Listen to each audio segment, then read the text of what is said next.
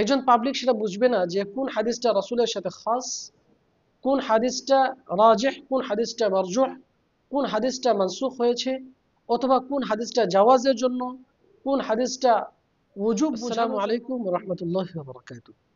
দেশ এবং প্রবাস থেকে যারা আমার ভিডিওটি দেখছেন সবাইকে আন্তরিক মোবারকবাদ জানিয়ে শুরু করছি আজকের আলোচনা। আমার সামগ্রিক আলোচনাকে যদি একটি লাইনে ব্যক্ত করতে চাই তাহলে বলা যেতে পারে, যার যখন যেটা প্রয়োজন তাকে তখন সেটা দেওয়াই হচ্ছে সব থেকে ফলপ্রসূকর একটি দান। বর্তমানে জনসাধারণ অনেক সচেতন, এরকম মানুষ অহরহ আছে যারা চায় নিজে থেকেই কোরআন হাদিস বোঝার জন্য। তো এই বিষয়কে সামনে রেখে আলেম ওলামাদের কাছে আমি একটি আবদার রাখবো, সেটা হচ্ছে আপনারা কোরআনের তর্জমা গ্রন্থ, হাদিসের তর্জমা গ্রন্থ, সহিহ বুখারী, সহিহ মুসলিম সহ অসংখ্য হাদিসের গ্রন্থ আছে যেগুলোর বাংলা তর্জমাও আছে, সেসব বাংলা তর্জমাগুলো সাধারণ পাবলিকদের হাতে তুলে দিয়ে আলেম ওলামাদের থেকে তাদেরকে বিচ্ছিন্ন করবেন না। আমি এ কারণেই নিষেধ করছি যে, কারণ অনেক হাদিস আছে যেগুলো শুধুমাত্র রাসূল সাল্লাল্লাহু আলাইহি ওয়াসাল্লামের সাথেই খাস, সেটা আপনি আমি বুঝতে পারবো যেহেতু আল্লাহ পাক রব্বুল আলামিন কোরআনের জ্ঞান কিছুটা হলেও দিয়েছেন। কিন্তু একজন পাবলিক সেটা বুঝবে না। যে কোন হাদিসটা রাসূলের সাথে খাস, কোন হাদিসটা রাজিহ, কোন হাদিসটা মারজুহ, কোন হাদিসটা মানসুখ হয়েছে, অথবা কোন হাদিসটা জাওয়াজের জন্য, কোন হাদিসটা ওজুব বোঝানোর জন্য। এগুলো একজন জনসাধারণ কখনোই বুঝতে পারবে না। অতএব এসব শুধুমাত্র তর্জমার যে হাদিস গ্রন্থগুলো আছে এগুলা তাদের হাতে উঠিয়ে তাদেরকে আরো বিপদের সম্মুখীন করা হবে। তাহলে একটা প্রশ্ন জাগতে পারে যে, তারা কি তাহলে কোরআন হাদিস বুঝবে না? হ্যাঁ, অবশ্যই বুঝবে। বোঝার একটি একটি পদ্ধতি হতে পারে, সেটা হচ্ছে যদি কোরআন এবং হাদিস একজন পাবলিক, একজন সাধারণ মানুষ বুঝতেই চায়, তাহলে একজন আলেমের তত্ত্বাবধানে সে কোরআন এবং হাদিসকে রিসার্চ করতে পারে, কোরআন এবং হাদিসকে বোঝার চেষ্টা করতে পারে। তাহলে আসুন আমরা এখন জেনে নেব যে জনসাধারণের হাতে আমরা কোন সব বই কিতাবাদি তাদের হাতে উঠিয়ে দেব। আমরা তাদেরকে সেসব গ্রন্থ উঠিয়ে দিতে পারি, রাসূল সাল্লাল্লাহু আলাইহি ওয়াসাল্লামের জীবনী গ্রন্থ উঠিয়ে দিতে পারি।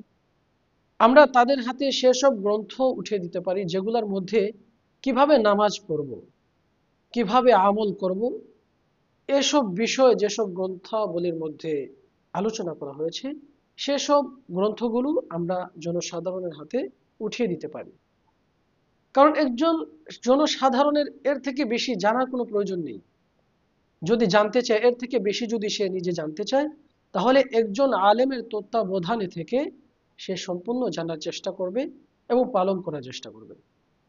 কিন্তু বর্তমানে আমাদের অনেক দ্বীনি ভাইদেরকে দেখা যায়, আমি স্বয়ং দেখেছি, মসজিদের গেটে তারা দাঁড়িয়ে থাকে, তাদের মতবাদের কিতাবগুলো তারা জনসাধারণদেরকে দেখে দেখে তাদের হাতে উঠিয়ে দেয়। কিন্তু যখন আমরা পাশ দিয়ে যাই আমাদের হাতে দেয় না, কারণ তারা জানে যে আলেম ওলামা তারা বুঝে ফেলবে। জনসাধারণদেরকে ধ্বংস করার জন্য, জনসাধারণের ঈমানকে লুটপাট করার জন্য তারা একটি কৌশলে সেসব তাদের গ্রন্থাবলী জনসাধারণের হাতে উঠিয়ে দেয়।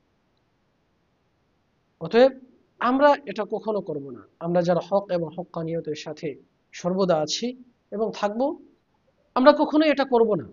কখনোই তাদের হাতে এসব কোরআনের তর্জমা গ্রন্থ, হাদিসের তর্জমা গ্রন্থগুলো তাদের হাতে উঠিয়ে না দিয়ে তাদেরকে আমলিয়াতের যে সব গ্রন্থাবলী আছে সেগুলো তাদের হাতে উঠিয়ে দেব, যেন তারা সেসব পড়ে তারা সঠিকভাবে নামাজ আদায় করতে পারে, তারা সঠিকভাবে আমল করতে পারে, আমল আঞ্জাম দিতে পারে।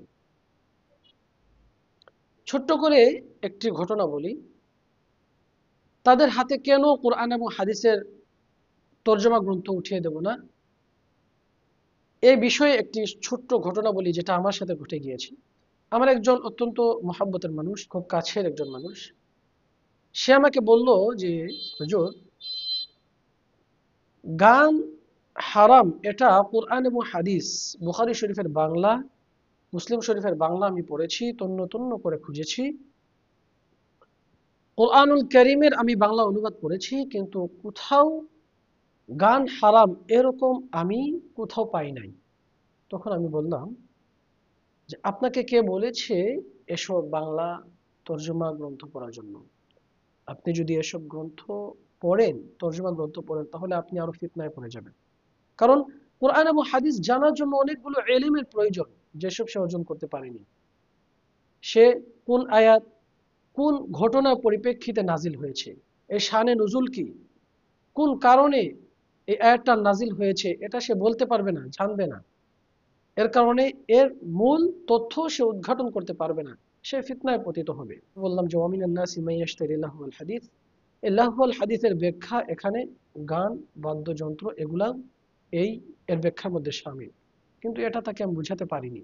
তো একজন জনসাধারণ যদি কোরআন এবং হাদিসের তর্জমা গ্রন্থ পড়ে, তাহলে কখনোই সে সে সমাধান খুঁজে পাবে না, সে ফিতনায় পতিত হয়ে যাবে। এজন্য তাদের হাতে আমরা সাহাবাদের জীবনী গ্রন্থ, রাসূল সাল্লাল্লাহু আলাইহি ওয়াসাল্লামের জীবনী গ্রন্থ, ওলি আউলিয়াদের জীবনী গ্রন্থ এবং আমলিয়তের যত কিতাবাদি আছে সেসব কিতাবাদি তাদের হাতে উঠিয়ে দেওয়ার চেষ্টা করব। ওয়া মা আলাইনা ইল্লাল বালাগ। আসসালামু আলাইকুম ওয়া রাহমাতুল্লাহ।